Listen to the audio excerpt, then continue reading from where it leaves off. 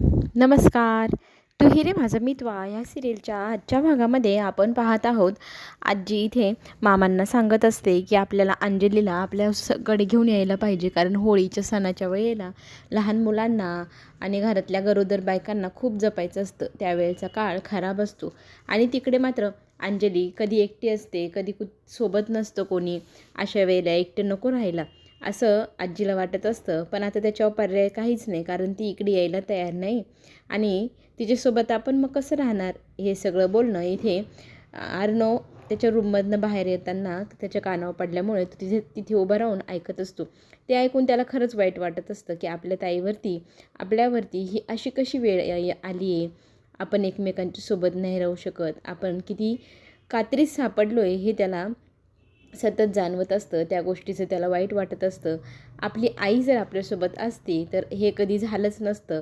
अशा दुःखामध्ये तो बसलेला असतो. तितक्यातच ईश्वरीला जाग येते आणि अर्णवच्या चेहऱ्यावरचा एवढा मोठा भाव ती पाहते आणि म्हणते की तुझ्या चेहऱ्याकडे पाहून तुला खूप टेन्शन दिसते, त्याचं कारण सांग. तर तो तिला म्हणतो असतो तुझी तब्येत बरी नाही, तू आराम कर, तू कशाला एवढ्या गोष्टींचा विचार करते.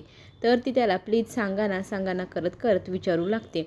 तर इथे अर्णव खंत व्यक्त करू लागतो की आजी म्हणत होती होळीच्या वेळेला काळ खराब असतो, त्यावेळेला गरोदर बाईच्या सोबत ना सतत कोणतरी राहायला हवं.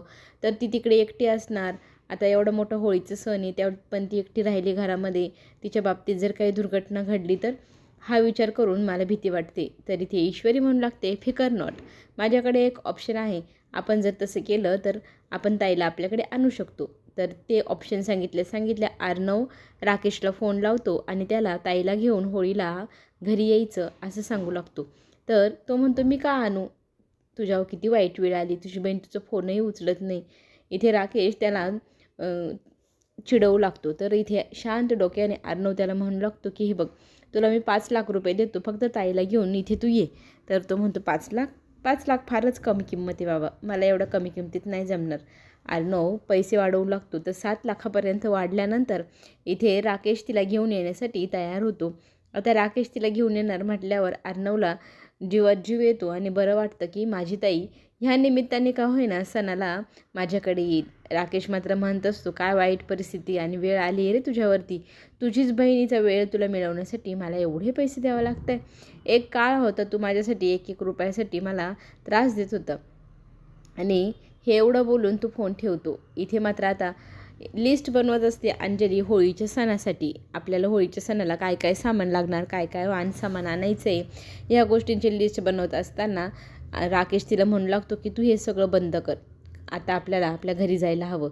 तर इथे ही अंजली तयार नसते. तर तो सांगू लागतो हे बघ, आपल्याला आजीसाठी तरी जायला हवं ना. जरी आपण वेगळं राहत असलो तरी आपण सणवाराला एकमेकांसोबत येऊ शकतो ना. आणि घरातल्या मोठ्यांचाही विचार करायला हवा. त्यांचा काय दोष, घरामध्ये मामा आहे, मामी आहे, आकाश आहे, आजी आहे. त्यांनी तुला काही त्रास दिला आहे, त्यांनी तुला काही म्हटलं आहे का? मग त्यांना तू ह्या सगळ्या गोष्टींची शिक्षा का देते. एखाद्या सणावाराला आपण त्यांच्याकडे गेलो, त्यांना भेटलो तर काय हरकत आहे. व्यवस्थित त्याने समजवल्यानंतर अंजलीलाही ते मान्य होतं आणि ती जायला मग त्याच्यासोबत तिकडे तयार व्हायला होकार देते. इकडे मात्र ईश्वरी चांगलाच घाट घातला आहे, तोही पुरणाचा. पुरणचा बेत केल्यामुळे ती पुरण बनवत असते. तिथे अर्णव जातो आणि म्हणू लागतो हे तू काय करत आहेस, तू विसरलीस का तुला डिस्चार्ज मिळून फक्त 12-13 तास झाले घरामध्ये येऊन, लगेचच तू कामालाही लागली. तर इथे ती म्हणू लागते की हे बघा, मी तुम्हाला सगळ्यांना होळीचे छान मस्त लाजवाब अशा पुरणपोळ्या बनवून खाऊ घालणार आहे. त्यातच आकाश तिथे येतो आणि त्याला मागच्या वर्षीची होळी आठवू लागते. आणि मग तो म्हणतो हो दादा, आठवतं ना मागच्या वर्षी तू किती छान पुरणपोळ्या बनवल्या होत्या, ह्या वर्षी पण कॉम्पिटिशन करायची का पुरणपोळ्यांची. तर दादा म्हणतो नाही, कोणीही पुरणपोळ्यांची कॉम्पिटिशन करणार नाही, काहीच करणार नाही. आपण त्या हॉटेलमधून मागवूया. ईश्वरी तू पहिले किचनच्या बाहेर चल, तुला आधीच बरं नाही आहे, तू कशाला त्या किचनमध्ये आली आहेस. तर इथे ती म्हणते हे बघा, मी ना माझ्या आवडीचं काम केलं ना एकदम ठणठणीत बरी होऊन जाईल, मला करू द्या ना. इथे ती हट्ट करू लागते. तर आकाश म्हणतो दादा करू दे तिला, त्याने तुला बरं वाटणार असेल तर. थोडंसंच तर आहे आणि आम्ही आहोत तिच्याकडे लक्ष ठेवायला. इथे बाहेर जाऊन अर्णव फोनवरती बोलत असतो. तो शिर्केंना म्हणत असतो की लवकरात लवकर धुमाळ कुठे आहे त्याला शोधून काढा, तोच सांगेल हल्ला का केला आणि कशासाठी. त्यानेच केलेला होता ईश्वरीवर हल्ला हे आता अर्णवच्या लक्षात आले. इथे होळीसाठी सगळेजण बाहेर येतात.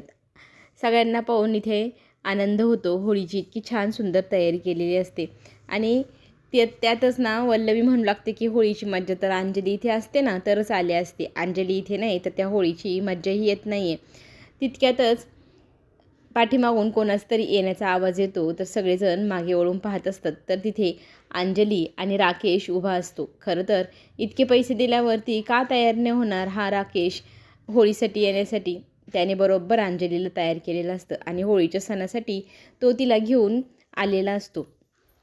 राकेश अंजलीला घेऊन येतो हे पाहिल्यानंतर सगळ्यांना इतका आनंद होतो की पुन्हा एकदा आजीच्या गळ्यात जाऊन अंजली पडते आणि म्हणते, खरं तर आजी मी इथे फक्त आणि फक्त तुझ्यासाठीच आले आहे.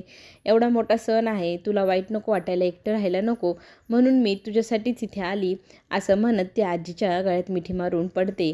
तितक्यात अर्णवकडे ईश्वरी पाहते आणि त्यांना धीर देते की आत्ता इथपर्यंत तर आली आहे ना, पुढे इथे आपल्याकडे येईलच असं खुणवते डोळ्यांनी.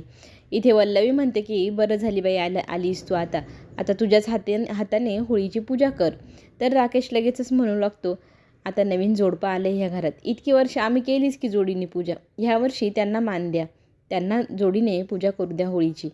अर्णवानी ईश्वरीला मग आजी पूजा करायला पुढे बोलवते. दोघांनी मिळून सगळ्यांच्या अगोदर जोडीने होळीची पूजा केली आणि होळी पेटवण्याचा मानही इथे अर्णवला देण्यात आला.